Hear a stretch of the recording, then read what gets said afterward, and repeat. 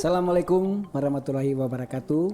Shalom, Om Swastiastu, Namo Buddhaya, salam kebajikan. Sobat JDIH, pada saat ini kita bertemu lagi dalam podcast Logika Hulu, dialog inspiratif kajian hukum pemilu. Seperti kita ketahui, pada saat ini Komisi Pemilihan Umum Provinsi Sulawesi Utara sementara melaksanakan pemutakhiran data pemilih berkelanjutan.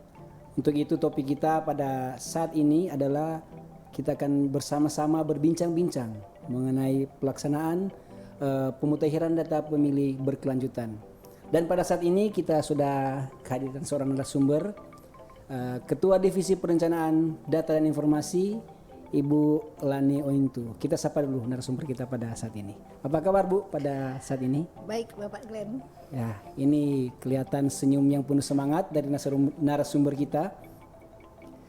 Sobat JDIH, seperti kita ketahui, Komisi Pemilihan Umum Provinsi Sulawesi Utara melaksanakan pemutakhiran data pemilih berkelanjutan sesuai dengan amanat Undang-Undang Nomor 7 Tahun 2017 tentang pemilihan umum.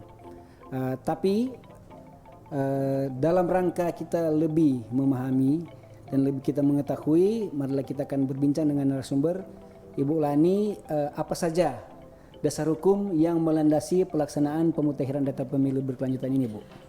Baik, terima kasih Pak Glenn. Saat ini KPU Provinsi Sulawesi Utara sementara melaksanakan pemutakhiran data pemilih berkelanjutan. Nah, dasar hukum pemutakhiran data pemilih berkelanjutan ini sudah sangat jelas tertuang dalam Undang-Undang Nomor 7 Tahun 2017. Itu nanti ada di pasal 14, 17 dan 2001.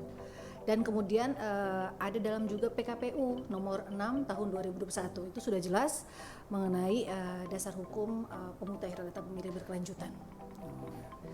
Jadi itu ada termasuk dalam undang-undang sampai diatur dalam peraturan PKPU 6 tahun 2021. Kalau ini ada dari sobat-sobat JDIH ingin mengetahui gambaran secara umum Ibu mengenai pelaksanaan proses pemutakhiran data pemilih berkelanjutan yang ada di dalam PKPU 6 ini, Bu. Oke. PKPU 6 tahun 2021 ini yang memang yang mengatur secara teknis terkait pemutakhiran data pemilih berkelanjutan. Di dalam PKPU 6 tahun 2021 itu mencakup seluruh kegiatan. Ada 56 pasal di dalam PKPU 6 tahun 2021 dan mungkin teman-teman juga ya, sobat JDIH ya. Sobat JDIH bisa membuka PKPU 6 2021.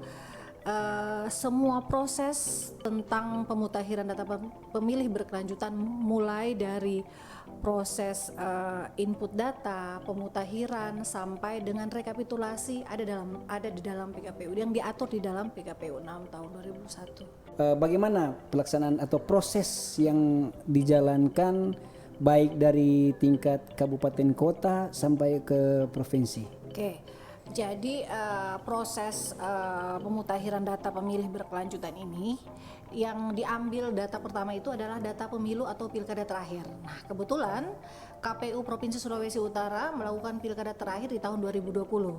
Jadi data DPT terakhir yang diambil dimutakhirkan lagi ditambah dengan pemilih-pemilih baru. Nah, data pemilih baru ini diambil kerjasama dengan Dukcapil setempat.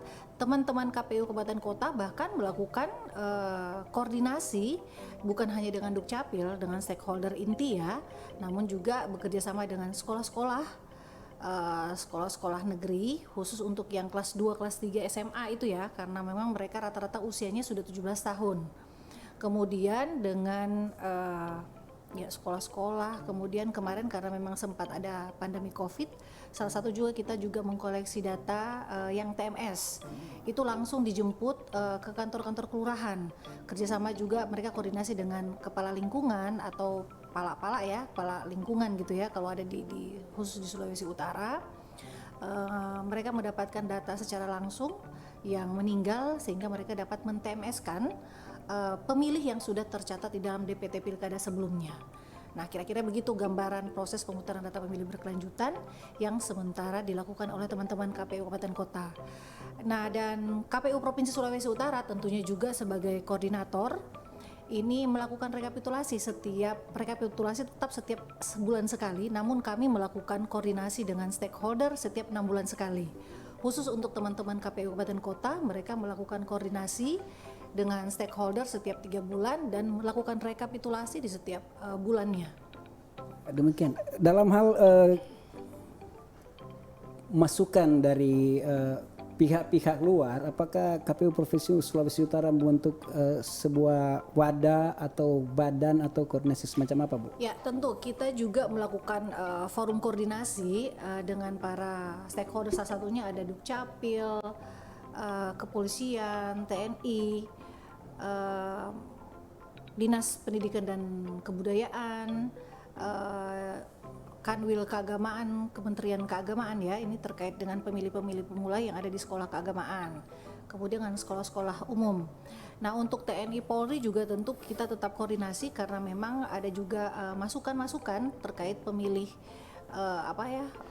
pemilih sebelumnya yang sudah terdaftar di dalam DPT, kemudian mereka mencalonkan diri sebagai anggota TNI atau polisian, ya tentunya mereka harus kita hapus, harus TMS kan di dalam DPT sebelumnya, atau mereka akan tidak kita input di dalam DPB, daftar pemilih berkelanjutan.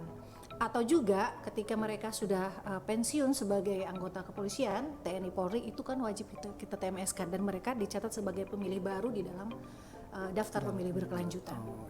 Dalam hal ini untuk proses kerjasama itu apakah ada didukung dokumen-dokumen yang perlu dipersyaratkan dalam hal kerjasama atau saling tukar data? Iya, kalau dari KPU kami memang memberikan dalam bentuk berita acara rekapan yang sudah direkap oleh teman-teman KPU Kabupaten Kota, kami serahkan kepada stakeholder, terutama kepada Dukcapil.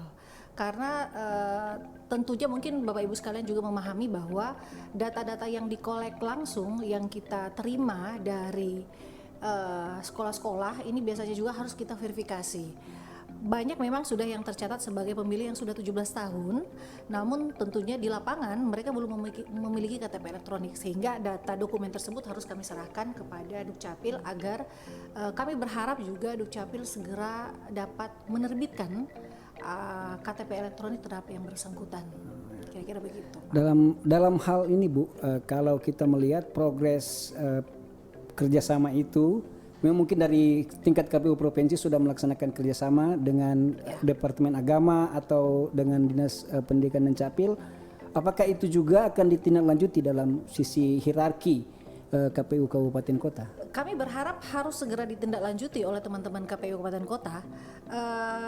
Kemarin kalau tidak saya lupa tanggalnya, kita sudah melakukan MOU dengan 2 lembaga ya, Kanwil Keagamaan, Kanwil Kantor Wilayah Kantor Agama ya, Kanwil Agama. Kemudian Dinas Pendidikan Provinsi dan Kebudayaan yang membawahi yang membawain sekolah-sekolah menengah atas tentunya. Yang kita sasar memang sekolah menengah umum, kemudian MA atau Madrasah Aliyah yang untuk di sekolah-sekolah keagamaan, karena kalau Aliyah itu selevel dengan SMA. Tentunya usia mereka sudah 17 tahun rata-rata. Nah, ini kami berharap setelah MOU sudah ditandatangani langsung ditindaklanjuti oleh teman-teman KPU Kabupaten Kota. Karena pada awalnya ketika melakukan proses koordinasi dengan stakeholder ini agak kesulitan, karena mereka meminta secara hierarki ya, mereka harus mendapatkan izin juga dari provinsi. Nah, ini MOU sudah dibuat di tingkat provinsi, kami harap juga akan segera ditindaklanjuti di tingkat kabupaten kota untuk dalam rangka untuk membuat akurasi data lebih dan mempermudah teman-teman ya, Bu, ketika mendapatkan data tersebut. Proses pengelolaan data dari kabupaten kota kan ini berbicara mengenai pemilih baru dan tidak memenuhi syarat. Dalam hal-hal ini, Bu, dalam tertentu peraturan KPU ini, apakah bisa dijelaskan mengenai bagaimana itu pemilih baru atau bagaimana yang sudah tidak memenuhi syarat secara umum saja, Bu ya? Oke. Pemilih baru jelas dia sudah berusia 17 tahun atau sudah pernah kawin. Itu yang pertama. Yang kedua, TNI, Polri yang sudah pensiun. Nah, itu kita catatkan sebagai pemilih baru. Yang akan kemudian teman-teman input di dalam data kami, ada dalam sistem informasi data pemilih, akan kita input di dalam Sidali sebagai daftar pemilih baru. Itu yang kita maksud sebagai pemilih baru, yang seperti Pak Glenn tanyakan. Kemudian untuk yang tadi TMS Ya, TMS. yang tidak memenuhi syarat, tentunya jelas kalau yang tidak memenuhi syarat sesuai dengan peraturan yang ada adalah pertama yang sudah meninggal, yang kedua kemudian dia pindah domisili dalam satu tempat wilayah. Contohnya saya berada di Manado, kemudian saya pindah ke kabupaten lainnya atau provinsi lain, secara otomatis saya dicatat sebagai tidak memenuhi syarat lagi dicatatkan sebagai pemilih baru di dalam daerah wilayah tersebut. Jadi dalam hal ini pemilih baru bukan orang yang 17 tahun saja ya Bu ya, itu yang pindah yang itu dianggap pindah pemilih juga baru. Kan datang. ada orang berpemikiran bahwa kita pemilih baru ini yang 17 tahun, tapi ternyata itu dari TNI Polri juga, itu yang yang atau sudah juga pensiun, yang sudah pensiun ya, itu dianggap sebagai otomatis pemilih haknya baru ya, sebagai sipil, bukan lagi sebagai anggota TNI Kepolisian. ya, itu yang dianggap pemilih baru. Ya, sebagaimana kita ketahui bersama, anggota TNI dan kepolisian tidak memiliki hak untuk memilih. Nah, dalam rangka keterbukaan Ibu ya, ada tidak schedule yang tersusun dari progresnya itu, dari pelaksanaan dari KPU Kabupaten Kota tiap bulan, tiap 3 bulan atau beberapa bulan mereka melakukan kegiatan-kegiatan PDPB ini, dan secara hierarki ya Bu, mereka melaporkan dan provinsi melaksanakan apa dalam schedule tersebut? Ya, teman-teman KPU Kabupaten Kota saat ini setiap bulan wajib melakukan rekapitulasi, dan itu tertuang dalam PKPU 6 tahun 2021. Wajib melakukan rekapitulasi setiap bulannya, dan kemudian melakukan rapat koordinasi dengan stakeholder setiap 3 bulan. Setiap bulan mereka melakukan rekapitulasi dan melaporkan kepada KPU provinsi. Kemudian setiap 3 bulan mereka melakukan rapat koordinasi dengan stakeholder dan kemudian melaporkan kepada provinsi. Itu yang wajib dilakukan. Schedule yang tertata ya Bu ya. Kemudian KPU Provinsi Sulawesi Utara juga melakukan rekapitulasi di setiap bulan, dan kemudian melakukan rapat koordinasi setiap 6 bulan sekali. Setiap 6 bulan setelah itu, setiap tanggal kami di Provinsi Sulawesi Utara wajib melaporkan hasil rekapan tersebut pada setiap tanggal 5 setiap awal bulannya. Kami wajib melakukan memberikan laporan kepada KPU Republik Indonesia. Setelah semua schedule yang dilaksanakan dalam proses PDPB dari kabupaten kota, ini mungkin Sobat JDIH ingin mengetahui progres dari pelaksanaan PDPB, data-data yang ada, dan kapan itu akan dilaksanakan untuk rapat pleno selanjutnya. Sampai saat ini kami di KPU Provinsi Sulawesi Utara telah menetapkan rekapitulasi pemutaran data pemilih berkelanjutan di bulan Maret lalu, itu berjumlah 1.853.159. Itu total jumlah pemilih PDPB ya, yang daftar pemilih berkelanjutan se-15 KPU Kabupaten Kota yang sudah kita tetapkan di bulan Maret. Nah, dan untuk bulan April kami merencanakan, KPU Provinsi Sulawesi Utara akan merencanakan melakukan pleno di tanggal 4 di hari Senin ini ya. Karena tanggal 5 tadi yang sudah saya sampaikan, kita akan segera melakukan rekap dan melaporkan kepada KPU RI. Hari ini juga, sampai hari ini kami sudah menerima laporan dari teman-teman KPU Kabupaten Kota, sudah ada 12 atau 13 yang sudah sementara melakukan rekap PDPB di bulan April. April ya Bu ya? Iya, bulan April. Ibu Kadif, ini ada dalam rangka pencanangan digitalisasi pemilu ya Bu ya? Ya. Apa ini di dalam rangka pengoptimalan PDPB selain aplikasi Sidali, apakah ada terobosan-terobosan lain yang dicanangkan oleh KPU RI sampai ke KPU provinsi dan kabupaten kota? Oh ya, dalam proses digitalisasi ini lebih memudahkan untuk semua Sobat JDIH yang ada di seluruh KPU, seluruh wilayah Sulawesi Utara. Salah satunya adalah aplikasi Lindungi Hakmu .kpu.go.id. Jadi Sobat JDIH bisa nanti yang punya Android ya, karena ini memang khusus untuk Android dulu, belum untuk iOS. Jadi teman-teman bisa nanti mendownload, sudah ada di G-Store ya, Play Store, di Play Store. Jadi bisa nanti di-download aplikasi Lindungi Hakmu .kpu.go.id. Jadi itu bisa nanti teman-teman buka. Di aplikasi tersebut teman-teman bisa mengecek mengecek apakah namanya sudah terdaftar atau belum. Jadi bisa nanti input sediakan nomor sediakan KTP elektronik dan kemudian kalau untuk pemilih baru sediakan KTP elektronik dan KK.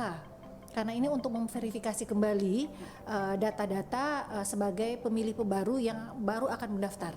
Sedangkan untuk mungkin kita yang sudah pernah melakukan sudah terdaftar dalam sudah terdaftar dalam DPT sebelumnya, kita bisa mengecek hanya menginput nomor NIK yang ada di KTP elektronik. Untuk masalah digitalisasi ini Bu ya, kadang-kala kan mungkin sobat-sobat JDIH seringkali bertanya mengenai keamanan data, privasi data, apakah itu tidak bisa terjadi dalam hal-hal yang sesuatu yang tidak diinginkan Bu dalam hal? Oke. Data pemilih yang dikelola oleh KPU tentunya kami sangat lindungi. Jadi memang tidak bisa juga langsung kami serahkan data tersebut, data-data yang sangat pribadi.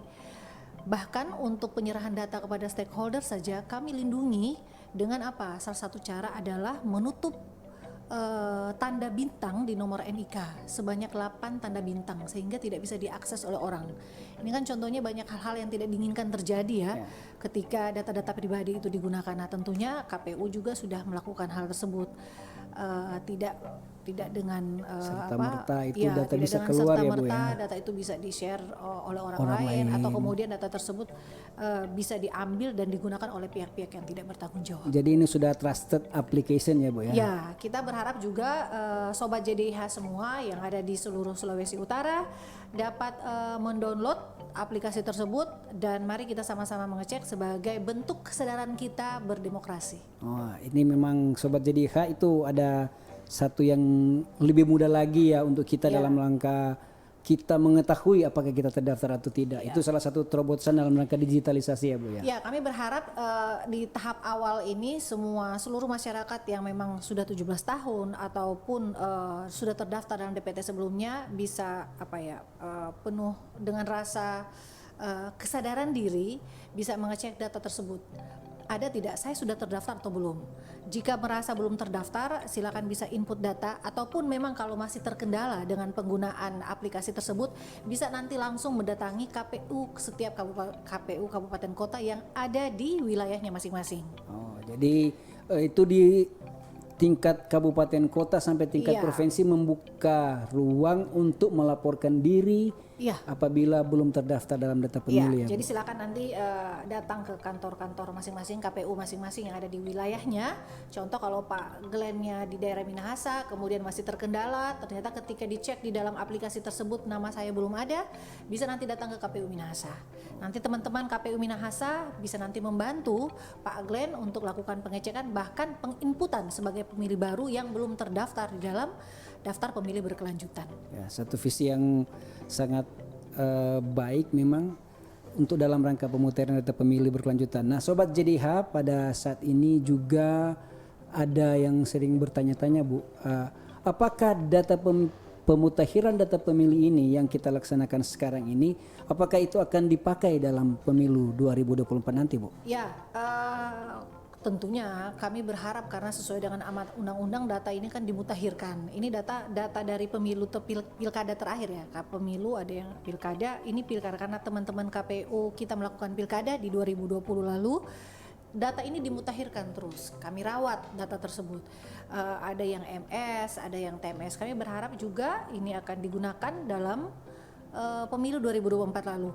Draft rancangan mengenai penyusunan daftar pemilih untuk pemilu 2024 sudah sementara dibuat.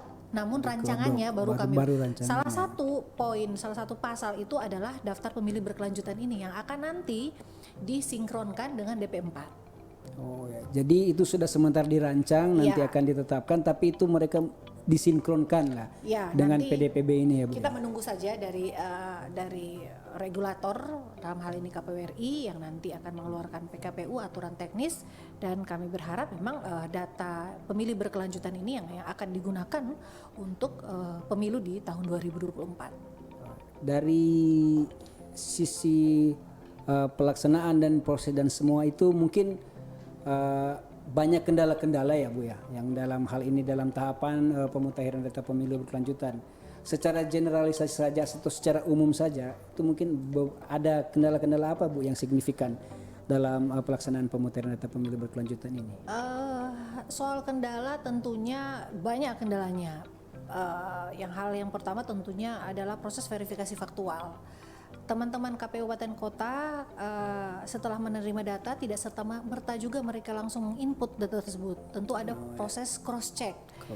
Nah, cross check ini juga membutuhkan anggaran tentunya, biaya yang tidak sedikit. Karena apa? Teman-teman juga butuh untuk ke daerah. Kadang-kadang kondisi wilayah secara geografis di KPU Sulawesi Utara memang membutuhkan tantangan tersendiri. Kami juga kadang-kadang berharap stakeholder dinas yang terkait yang menangani masalah kependudukan dapat juga menyelesaikan segera persoalan-persoalan KTP elektronik yang memang belum dilakukan perekaman terhadap masyarakat yang memang belum punya KTP elektronik.